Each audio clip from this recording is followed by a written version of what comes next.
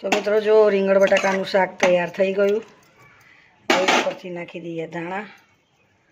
તો આજે થોડું રસાવાળું રીંગણ બટાકાનું શાક. જય શ્રી કૃષ્ણ, રાધે રાધે, જય દ્વારકાધીશ, હર હર મહાદેવ. મિત્રો સ્વાગત છે તમારું મારા નવા બ્લોગમાં. મિત્રો સવારના 9:05 થઈ છે. તમે બધાને ગુડ મોર્નિંગ ને કેમ છો તમે બધા? મજામાં?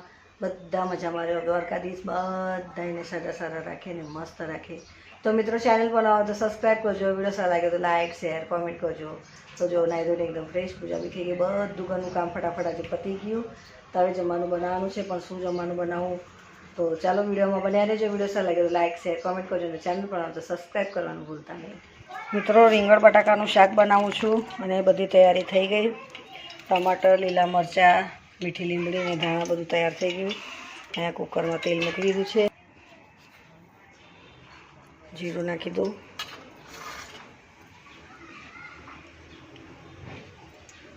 મીઠી લીમડી, લીલા મરચાં,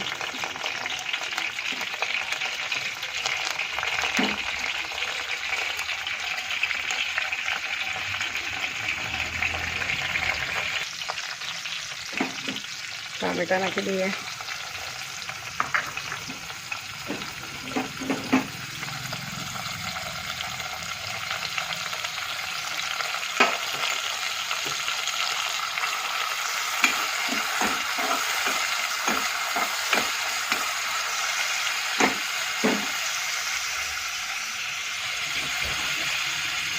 હવે રીંગણ બટાકા નાખી દઈએ અને પછી ઉપરથી મસાલો નાખીએ.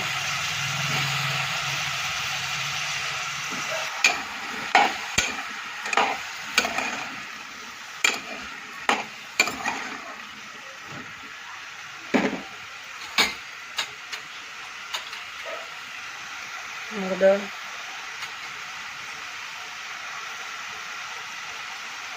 લાલ મરચું અડધી ચમચી અને થોડુંક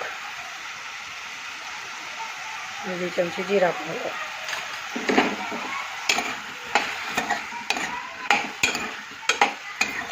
પાણી નાખી દઉં.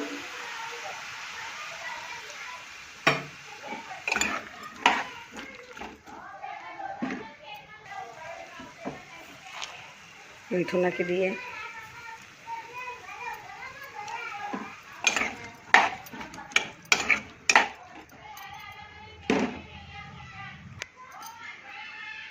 તો મિત્રો જો રીંગણ બટાકાનું શાક તૈયાર થઈ ગયું.